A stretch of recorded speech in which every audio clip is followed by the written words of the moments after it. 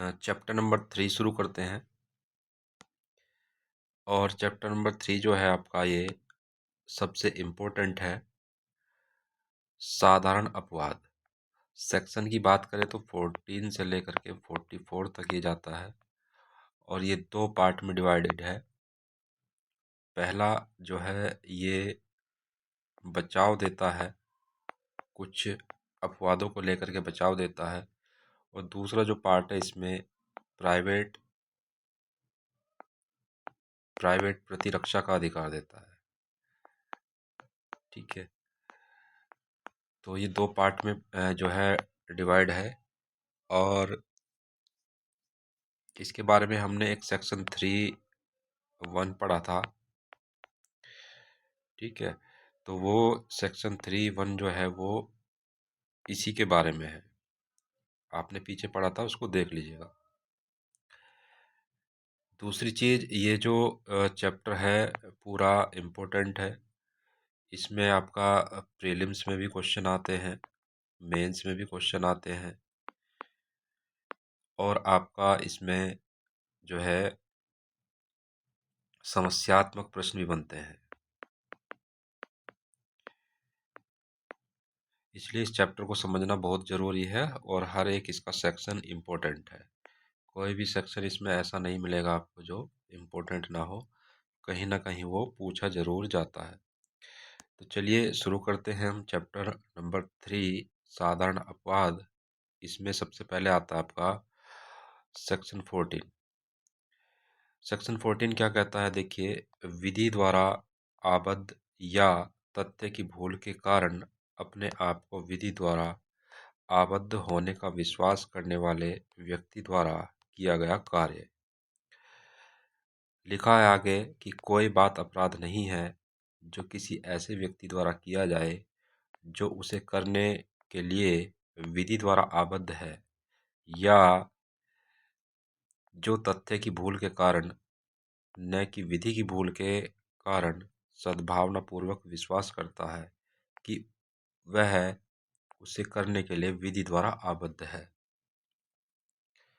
ठीक है, तो देखिए क्या है, ये जो सेक्शन है बचाव देता है ऐसे व्यक्ति को जो अपना कार्य विधि द्वारा आबद्ध होते हुए करता है। बाउंड बाय लॉ, विधि द्वारा आबद्ध का मतलब है बाउंड बाय लॉ। ठीक है, तो कहने का मतलब ये है, यहाँ पर जो विधि द्वारा आबद्ध का मतलब यहाँ पर ये है, ऐसा व्यक्ति जो बाउंड बाय लॉ है, विधि द्वारा मजबूर है।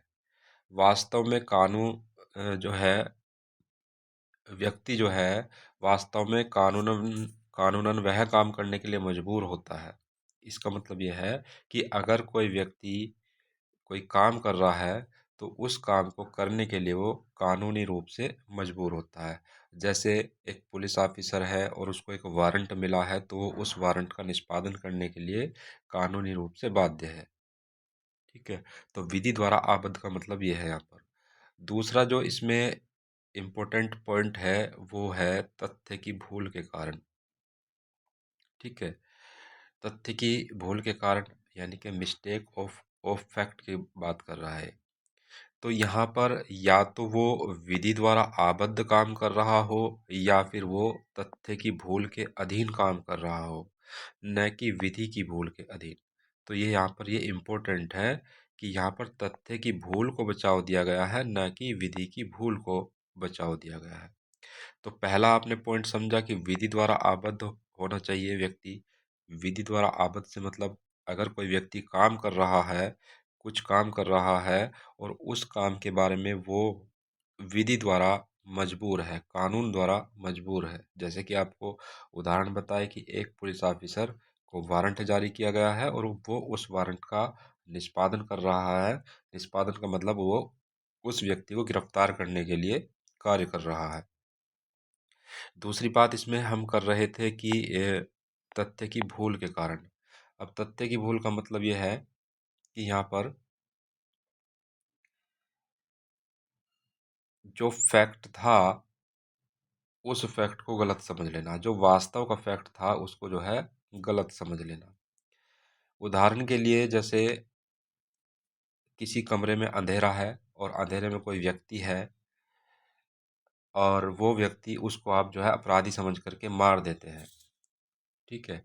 आपका घर है, आपके घर में अंधेरा है और उसमें कोई व्यक्ति आ जाता है, आप उसको पहचान नहीं पा रहे हैं और आप क्या करते हैं, उसको अपराधी समझ करके क्या कर देते हैं, मार देते हैं या पकड़ लेते हैं, जबकि वो निर्दोष है या फिर आपका ही कोई परिचित व्यक्ति है।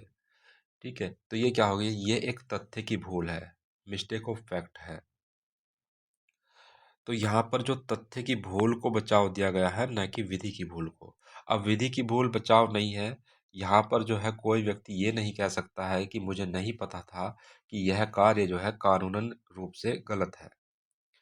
ठीक है, तो कानून की जानकारी न होना बहाना नहीं बनाया जा सकता, बचाव नहीं लिया जा सकता। तो इसमें आपको विधि की भूल का बचाव नहीं मिलता है। ठीक है, तथ्य की भूल का बचाव केवल मिलता है। अगला इसमें जो बिंदु है उसको समझना है आपको, सद्भावना पूर्वक विश्वास होना चाहिए।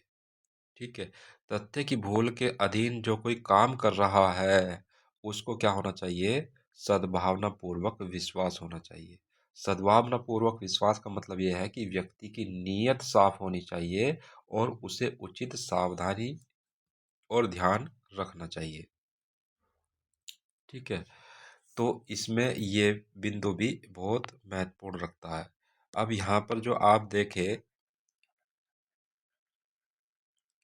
क्या बताए हैं कि पहला इसमें जो धारा 14 का लाभ लेने के लिए क्या होना चाहिए, व्यक्ति को विधि द्वारा आबद्ध होना चाहिए या फिर तथ्य की भूल के अधीन वो हो, या तो विधि द्वारा आबद्ध हो या फिर वो तथ्य की भूल के अधीन हो। लेकिन जो तथ्य की भूल के अधीन काम कर रहा है वो सद्भावना पूर्वक विश्वास होने में कर रहा है। ठीक है, तो इसमें आपको तथ्य की भूल के अधीन जो भी काम हो रहा है वो उसको सद्भावनापूर्वक विश्वास होते हुए किया जाना चाहिए। तो ये इसमें बड़ा इम्पोर्टेंट है। दृष्टांत से समझते हैं, विधि के समादेशों के अनुरूप अपने वरिष्ठ अधिकारी के आदेश से एक सैनिक का भीड़ पर गोली चलाता है, का ने कोई अपराध नहीं किया है। ठीक है, तो यहाँ पर ए जो है, ये का जो है, ये इसने कोई अपराध नहीं किया है, क्योंकि सैनिक जो है कानूनी रूप से अपने ऊपर के अधिकारी, ठीक है, अपने ऊपर के वरिष्ठ अधिकारी के आदेश को मानने के लिए क्या है, यहाँ पर बाध्य है, आबद्ध है। तो वो क्या कर रहा है, वो वैधिक रूप से आबद्ध है। तो यहाँ पर उसने क्या किया, कोई अपराध नहीं किया है।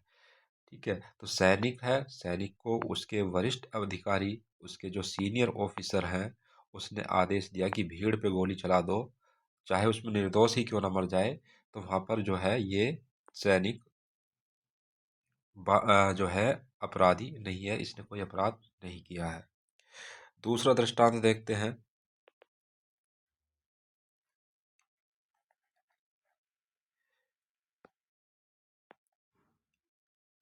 दूसरा दृष्टांत कहता है, न्यायालय का अधिकारी का माँ को गिरफ्तार करने के लिए उस न्यायालय द्वारा आदेशित किए जाने पर और सम्यक जांच के पश्चात यह विश्वास करके कि या ही माँ है, या को गिरफ्तार कर लेता है, का ने कोई अपराध नहीं किया है।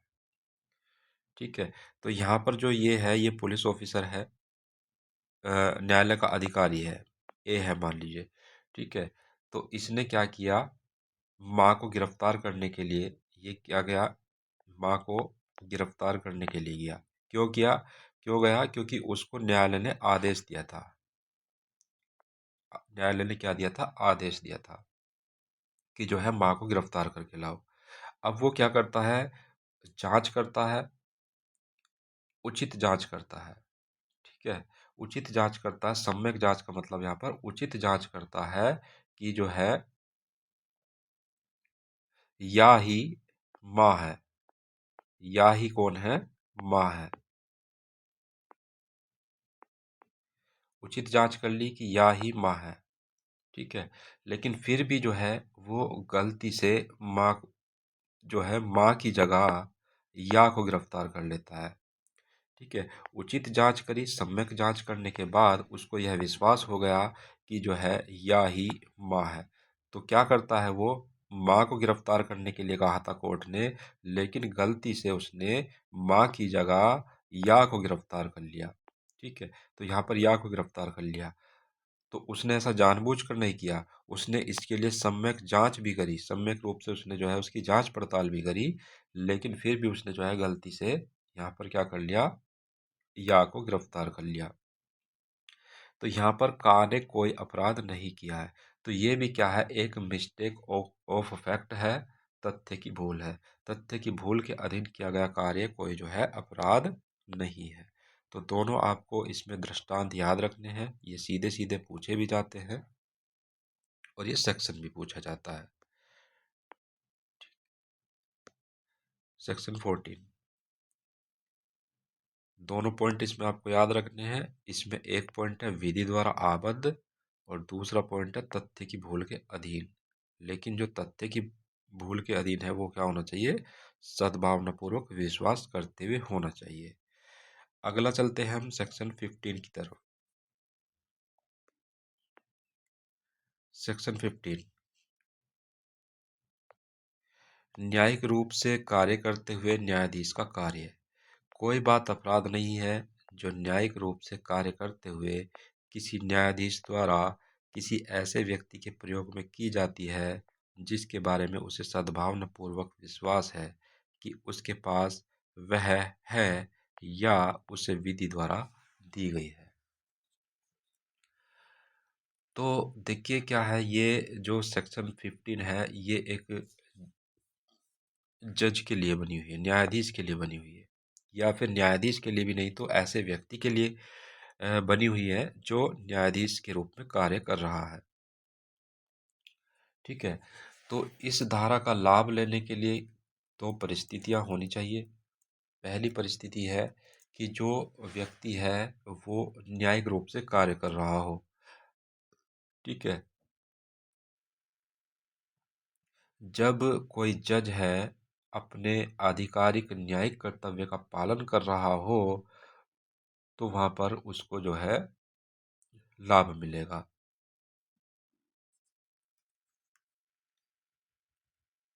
ठीक है। मान लीजिए कोई जज है और ये क्या करता है, एक अपराधी को सजा दे देता है, एक अपराधी को सजा दे देता है और बाद में तकनीकी रूप से पता चलता है कि जिस व्यक्ति को जो है सजा दी है उस व्यक्ति का केस सुनने का उसको अधिकार ही नहीं था। ठीक है। तो यहाँ पर क्या है, तकनीकी रूप से जज के पास उस विशेष केस को सुनने का अधिकार नहीं था, लेकिन जज ने क्या किया, सद्भावना पूर्वक यह विश्वास करते हुए कि मुझे इस केस को सुनने का अधिकार है, इसका ट्रायल करने का अधिकार है, ये सद्भावना पूर्वक विश्वास करते हुए ऐसा करता है, तो यहाँ पर जज ने कोई काम नहीं किया, जज ने कोई अपराध नहीं किया है। ठीक है। तो न्यायिक न्यायाधीश जो है न्यायिक कार्य करते हुए कोई काम करता है और सद्भावना पूर्वक ऐसा काम करता है तो उसने कोई अपराध नहीं किया है। ठीक है। लेकिन अगर कोई जज है और कोई व्यक्तिगत काम कर देता है, एक जज अपनी अदालत में किसी गवाह को या किसी मुलजिम को जो है किसी निजी रंजिश के कारण कोई थप्पड़ मार देता है, तो यहाँ पर जज अपना न्यायिक कार्य नहीं कर रहा है, बल्कि वह एक व्यक्तिगत हिंसा का कार्य है और इस स्थिति में उसको धारा 15 का संरक्षण नहीं मिलेगा। ठीक है।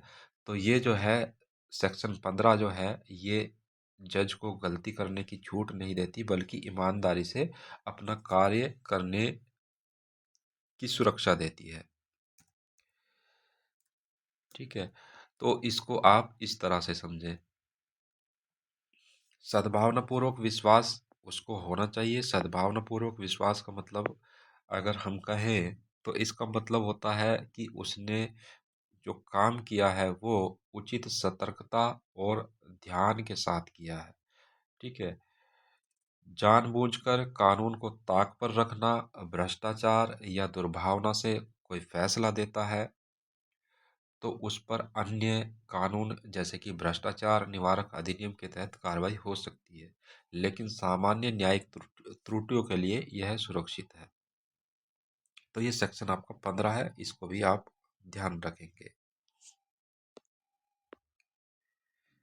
उसके बाद चलते हैं हम सेक्शन 16 की तरफ। और सेक्शन 16 क्या कहता है, देखिए, न्यायालय के निर्णय या आदेश के अनुसरण में किया गया कार्य। कोई बात जो किसी न्यायालय के निर्णय या आदेश के अनुसरण में किया जाए या उसके द्वारा समर्थित हो, यदि वह उस निर्णय या आदेश के प्रवृत्त रहते की जाए, अपराध नहीं है, चाहे उस न्यायालय को ऐसा निर्णय या आदेश देने की अधिकारिता न रही हो, परंतु यह तब जबकि वह कार्य करने वाला व्यक्ति सद्भावनापूर्वक विश्वास करता हो कि उस न्यायालय को वैसी अधिकारिता थी। ठीक है। तो सेक्शन 15 जो है जज को संरक्षित करती है कि जज है कोई अपना काम कर रहा है, न्यायिक कार्य कर रहा है, तो वहां पर उसको जो है लाभ मिलेगा। लेकिन सेक्शन 16 जो है जज के आदेश के अनुसरण में कोई कार्य कर रहा है उसको संरक्षण देती है। ठीक है। न्यायालय का कोई आदेश है। अब न्यायालय का आदेश कैसे होता है, जैसे न्यायालय ने कोई वारंट जारी किया, कोई कुर्की का आदेश दे दिया, ठीक है, कोई समन जारी किया, इत्यादि चीजें। तो ये क्या है, ये न्यायालय ने जारी किए। अब इनका निष्पादन कोई करेगा, कोई व्यक्ति इनका निष्पादन करेगा तो वो क्या कर रहा है, जज के आदेश पर ऐसा काम कर रहा है। ठीक है।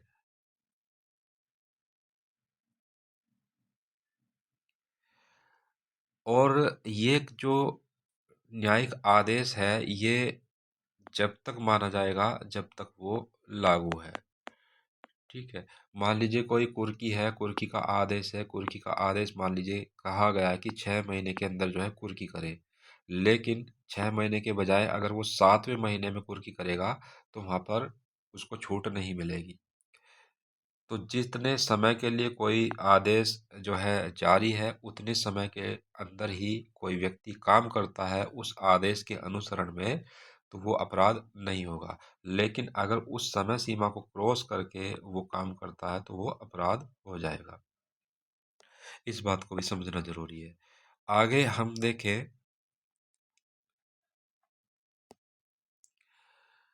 तो यहाँ पर क्या कह रहा है कि कोई व्यक्ति है, देखिए इसमें उदाहरण भी पूछा जाता है और जो इम्पोर्टेंट उदाहरण है इसमें, बड़ा ही इम्पोर्टेंट उदाहरण है, ये जल्लाद वाला उदाहरण है। ठीक है। इस सेक्शन में उदाहरण नहीं दिया हुआ है लेकिन ये पूछा जाता है सेक्शन 16 से ही। क्या है, एक जो है जल्लाद है, फांसी देने के लिए जो है तैयार है। फांसी देने वाला कोई जल्लाद यदि कोई न्यायालय किसी अपराधी को फांसी की सजा सुनाता है तो जल्लाद उसको जो है फांसी देने के लिए न्यायिक रूप से बाध्य हो जाता है। ठीक है। तो जल्लाद किसी को फांसी दे रहा है अगर, तो वो न्यायालय के आदेश का पालन कर रहा है। जो कार्य कर रहा है जल्लाद, वो क्या कर रहा है, न्यायालय के आदेश का पालन कर रहा है, और इसलिए जल्लाद द्वारा किसी व्यक्ति को फांसी देना अपराध की श्रेणी में नहीं है, यानी कि उसने हत्या नहीं की है। धारा 16 के तहत जो है उसको सुरक्षा मिलेगी, और क्योंकि वो कोर्ट के निर्णय का पालन कर रहा है। ठीक है।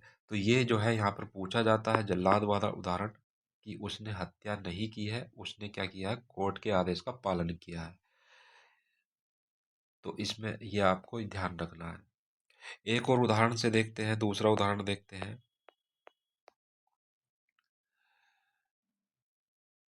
एक जज है और वो क्या करते हैं, कुर्की का आदेश देते हैं। ठीक है। कुर्की करने वाला अधिकारी, एक जज किसी व्यक्ति की संपत्ति कुर्की करने का आदेश देता है। तो एक जज साहब है, किसी अधिकारी को किसी व्यक्ति की संपत्ति को कुर्क करने का आदेश देते हैं या पुलिस को आदेश देते हैं। तो पुलिस जाकर संपत्ति जब्त कर लेती है, लेकिन बाद में पता चलता है कि जज साहब के पास उस विशेष संपत्ति को कुर्क करने का कानूनी अधिकार नहीं था। जो इसमें आपने ये बात देखी है, ठीक है, कि चाहे उस न्यायालय को ऐसा निर्णय या आदेश देने की अधिकारिता न रही हो। इस बात को ये एक्सप्लेन कर रहा है उदाहरण, कि एक जज साहब है, उन्होंने एक पुलिस वाले को कुर्की का आदेश दिया कि जाओ कुर्की करो। पुलिस वाले जाते हैं, कुर्की करते हैं, लेकिन बाद में जब कुर्की कर लेते हैं, बाद में पुलिस को पता चलता है कि जज साहब ने जो आदेश दिया है कुर्की का, ऐसा आदेश पारित करने के लिए वो कानूनी रूप से बात जो है अधिकारी ही नहीं है। तो यहाँ पर क्या होगा, पुलिस जो है वो उसने कोई अपराध नहीं किया है, पुलिस ने ऐसी दशा में कोई अपराध नहीं किया है। पुलिस पर जो है कोई चोरी या अवैध जब्ती के लिए उसको दोषी नहीं माना जा सकता, क्योंकि उसने सद्भावना पूर्वक जो है मान करके यह काम किया है कि यह जो आदेश है ये कोर्ट का आदेश है।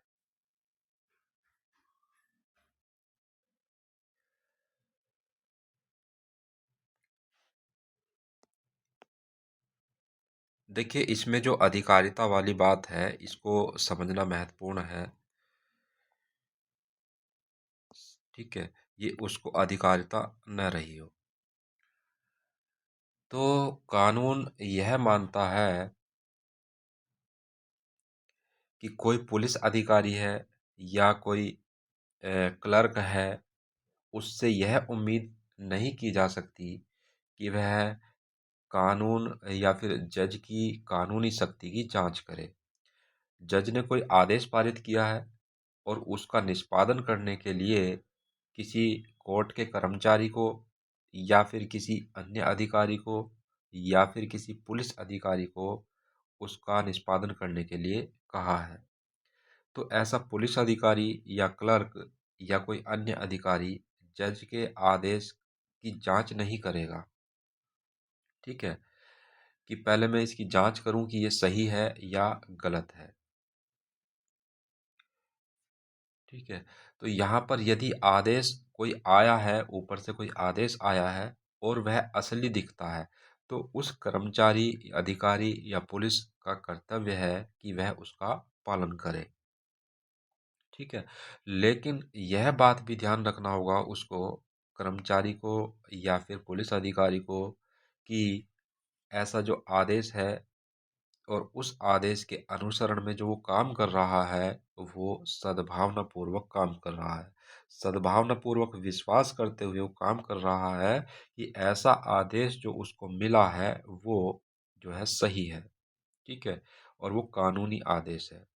और बाद में उसको पता चलता है कि ऐसा आदेश जो है फर्जी है, तो उसके लिए वो अपराधी नहीं है। लेकिन उसको पता है अगर पहले से ही कि हाँ ये आदेश फर्जी है, या जज ने जानबूझ करके गलत तरीके से उसको जो है आदेश दिया है, तब उसको जो है बचाव नहीं मिलेगा। मतलब अगर उसको पता है पहले से ही कि आदेश फर्जी है या फिर जानबूझ करके गलत तरीके से दिया गया है, तो उसको बचाव नहीं मिलेगा। तो धारा 16 जो है वो इसी बात को कहती है कि न्यायालय के निर्णय या आदेश के अनुसरण में कोई व्यक्ति कार्य करता है, तो उस व्यक्ति द्वारा किया गया कार्य जो सद्भावना पूर्वक विश्वास करते हुए किया जा रहा है, तो वो कार्य अपराध नहीं है। ठीक है, चाहे उसको अधिकारिता हो या ना हो, इस बात से कोई मतलब नहीं है। चलिए, लेकिन उसको केवल सद्भावना पूर्वक विश्वास होना चाहिए। आगे बढ़ते हैं धारा 17 की तरफ, और ये भी इम्पोर्टेंट है आपकी। धारा 17 क्या कहती है? विधि द्वारा न्यायानुमत या तथ्य की भूल से अपने को विधि द्वारा न्यायानुमत होने का विश्वास करने वाले व्यक्ति द्वारा किया गया कार्य। कहा गया है कि कोई बात अपराध नहीं है जो ऐसे व्यक्ति द्वारा किया जाए जो उसे करने के लिए विधि द्वारा न्यायानुमत है, या तथ्य की भूल के कारण न कि विधि की भूल के कारण सद्भावनापूर्वक विश्वास करता है कि वह उसे करने के लिए विधि द्वारा न्यायानुमत है। एक दृष्टांत भी है इसमें। ठीक है। तो जैसे कि हमने सेक्शन 14 में पढ़ा था, लगभग वही बात इसमें सेम है, लेकिन धारा 14 में जो है विधि द्वारा आबद्ध की बात की गई थी। ठीक है। और यहाँ पर जो है विधि द्वारा न्यायानुमत की बात की गई है। तो दोनों में ये डिफरेंस है। बाकी जो है विधि द्वारा न्यायानुमत का मतलब अगर देखें तो न्यायानुमत का मतलब ये है कि कोई व्यक्ति कोई काम कर रहा है तो ऐसे व्यक्ति को लगना चाहिए कि उसे विश्वास होना चाहिए कि वह जो वो कार्य कर रहा है उसको करने के लिए कानून ने उसको अनुमति दी है। ठीक है। विधि ने उसको क्या दी है? अनुमति दी है, या विधि उसको ऐसा काम करने के लिए आदेश देती है। ठीक है। जैसे सार्वजनिक संपत्ति की सुरक्षा करना, किसी व्यक्ति के जान की सुरक्षा करना, किसी व्यक्ति की संपत्ति की सुरक्षा करना, सरकारी संपत्ति की सुरक्षा करना, ये सब क्या है? एक आम आदमी को कानून जो है इस तरह की शक्ति देते हैं। तो पहली चीज इसमें यही है कि कानून द्वारा जो है किसी व्यक्ति को न्यायानुमत होना चाहिए। विधि द्वारा उसको जो कोई काम कर रहा है उसको जो है विधि द्वारा न्यायानुमत लगना चाहिए। दूसरा, या फिर तथ्य की भूल के कारण न कि विधि की भूल के कारण सद्भावनापूर्वक विश्वास करते हुए। जो बात आपको सेक्शन 14 में बताए थे वही सेम बात है इसमें, बस फर्क है केवल पहले वाले शब्द का, बाकी दूसरा और ये शब्द सेम है। ठीक है। सद्भावनापूर्वक विश्वास करते हुए यानी कि गुड फेथ में वो काम करना चाहिए। या तो अपने आप को विधि द्वारा न्यायानुमत समझे, या फिर तथ्य की भूल के कारण काम करे, न कि विधि की भूल के कारण काम करे। लेकिन जो तथ्य की भूल के कारण काम कर रहा है वो सद्भावनापूर्वक विश्वास करते हुए करना चाहिए। क्या करना चाहिए? कि वह उसको करने के लिए विधि द्वारा न्यायानुमत है। ठीक है। तो यहाँ पर एक महत्वपूर्ण नियम आपको पता चलता है सेक्शन 14 में भी और सेक्शन 17 में भी, कि विधि की भूल जो है बचाव नहीं होती है, विधि की भूल का बचाव नहीं मिलता है, केवल तथ्य की भूल का बचाव मिलता है। और ये प्रश्न भी पूछा जाता है, मेंस में भी पूछा जाता है, कई बार पूछा गया है, आगे भी पूछा जाएगा, इम्पोर्टेंट है। ठीक है। अब इसका दृष्टांत समझ लेते हैं। दृष्टांत क्या कहता है? का या को ऐसा कार्य करते हुए देखता है जो का को हत्या प्रतीत होता है। का सद्भावनापूर्वक काम में लाए गए अपने श्रेष्ठ निर्णय के अनुसार उस शक्ति का प्रयोग में लाते हुए जो विधि ने हत्या करने वाले को उस कार्य में पकड़ने के लिए समस्त व्यक्ति को दे रखी है, या को उचित प्राधिकारियों के समक्ष ले जाने के लिए या को अभिग्रहित करता है। ठीक है। यहाँ पर कौन है? एक व्यक्ति का है, या को देख रहा है कि या किसी की हत्या कर रहा है। तो का एक व्यक्ति है, या को देखता है और उसको ऐसा लगता है कि का जो है का को ऐसा लगता है कि या जो है वो किसी की हत्या कर रहा है। अब का क्या करता है? इसमें अपना सद्भावनापूर्वक विवेक से काम लेता है और अपने श्रेष्ठ निर्णय के अनुसार, ठीक है, उस शक्ति का प्रयोग करता है जो उसको विधि ने दे रखी है। मतलब हत्या करने वालों को रोकने के लिए या हत्या करने वालों को पकड़ने के लिए सभी व्यक्तियों को विधि ने ऐसी शक्ति दे रखी है। तो उसी श्रेष्ठ निर्णय का प्रयोग करते हुए सद्भावनापूर्वक वो क्या करता है? या को अभिगृहित कर लेता है, मतलब पकड़ लेता है, उसको कब्जे में ले लेता है। क्यों पकड़ लेता है? कि वो किसी की हत्या ना करे, क्योंकि उसको ऐसा लग रहा है कि वो किसी की हत्या कर रहा है। और क्या करता है? उचित प्राधिकारियों के समक्ष यानी कि पुलिस स्टेशन में ले जाने के लिए उसको पकड़ लेता है। का ने कोई अपराध नहीं किया है, चाहे तत्पश्चात असल बात यह निकले कि या आत्मरक्षा में कार्य कर रहा था। तो यहाँ पर क्या है, का ने कोई अपराध नहीं किया है, भले ही बाद में पता चले कि जो है या अपना सेल्फ डिफेंस में अपनी रक्षा कर रहा था, कार्य कर रहा था। तो यहाँ पर का ने कोई अपराध नहीं किया है। तो कहने का मतलब यह है कि जो धारा 17 है वो ये कहती है कि कोई व्यक्ति है अपने आप को न्यायानुमत समझता है, मतलब समझता है कि जो काम वो कर रहा है उसको करने के लिए विधि ने उसको शक्ति दी है। ठीक है, तो यहाँ पर सेक्शन 14 आपको ये बात बताता है। सेक्शन 17, सेक्शन 14 और सेक्शन 17 को एक साथ पढ़ें आप।